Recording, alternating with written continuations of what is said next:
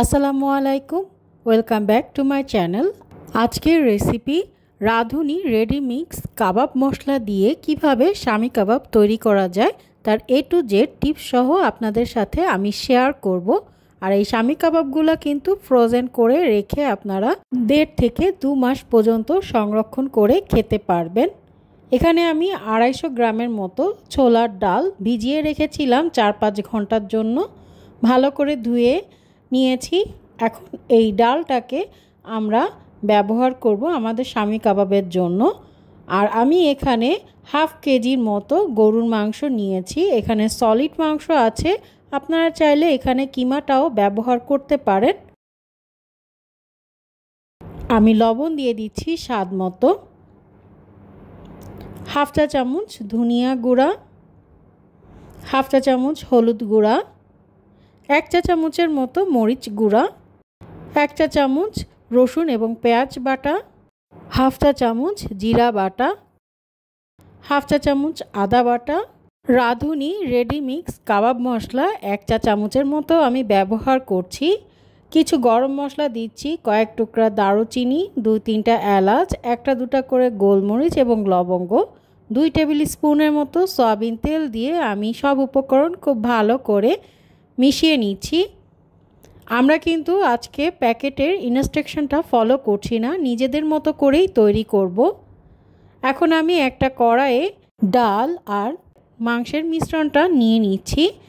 2 কাপের মতো পানি দিয়ে এই মাংস এবং ডালটাকে সিদ্ধ করে নিব। আপনারা চাইলে প্রেসার কুকারেও সিদ্ধ করে নিতে পারেন যদি হাতে অল্প সময় থাকে। সিদ্ধ করার ভিডিওটা আমি আর শ্যুট করি নাই, এটা সবাই করতে পারবেন। সিদ্ধ করার পরে ফিরে আসলাম। এখন এটাকে আমি হালকা ঠান্ডা করে নিব। ঠান্ডা হয়ে যাওয়ার পরে দেখতেই পাচ্ছেন মাংসগুলো খুব ভালো সিদ্ধ হয়েছে। এরকম হাত দিয়ে প্রেস করলেই কিন্তু মাংস খুলে আসছে। আমি কিন্তু আর মাংসগুলোকে বেটে নিব না, এভাবে হাত দিয়ে সব মাংসগুলোকে ছাড়িয়ে নিব। মাংসগুলো ছাড়ানো হয়ে গেছে। এখন এর মধ্যে আমি 2টা রুম টেম্পারেচারে থাকা ডিম অ্যাড করছি। সাথে দিচ্ছি 1 কাপের মতো পেঁয়াজ ব্রেস্তা। আপনারা চাইলে এখানে পুদিনা পাতা এবং ধনে পাতা ব্যবহার করতে পারেন, আর কিছুটা কাঁচামরিচও ব্যবহার করতে পারেন। তবে আমি আর কাঁচামরিচ অ্যাড করছি না, তাহলে ঝালটা বেশি হয়ে যেতে পারে। সব উপকরণ আমি খুব ভালো করে মিশিয়ে নিয়েছি। মেশানো হয়ে গেলে আমার প্রয়োজন অনুযায়ী মাংসের মিশ্রণটাকে নিয়ে টিকিয়া বা কাবাব শেপটা দিলেই তৈরি হয়ে যাবে আমাদের শামি কাবাব।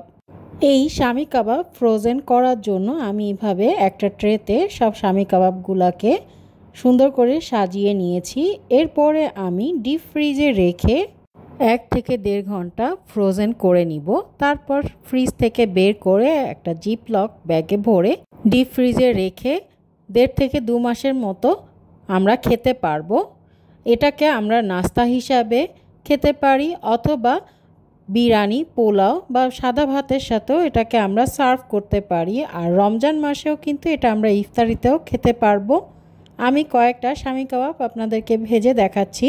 শামি কাবাবগুলো অনেক সময় তেলে দিলে ঠিক এমন ফেনা হয়। সেক্ষেত্রে আপনারা যখন ডিমটা ব্যবহার করবেন কুসুমটাকে বাদ দিয়ে দিবেন, তাহলে এরকম ফেনা হবে না।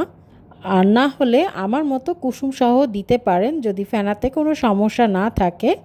শামি কাবাবগুলো আমার ভাজা হয়ে গেছে, আমি তুলে নিচ্ছি। শামি কাবাব তৈরি করার সাথে সাথে কাঁচা অবস্থায় ভাজতে যাবেন না। ফ্রিজে 1 থেকে 2 ঘন্টা রেখে তারপরে ফ্রোজেন অবস্থায় গরম তেলে দিয়ে ভেজে নেবেন।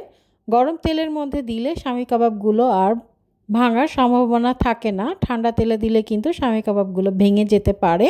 শামি কাবাবগুলো ভাজার সময় কিন্তু কড়াইয়ে একসাথে অনেক শামি কাবাব দেওয়া যাবে না, তাহলে কিন্তু ভেঙে যাওয়ার সম্ভাবনাটা থেকেই যায়।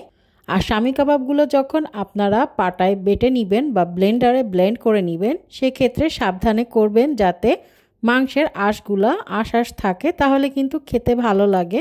চেষ্টা করেছি অল্প সময় আপনাদের সাথে কিছু টিপস শেয়ার করার জন্য।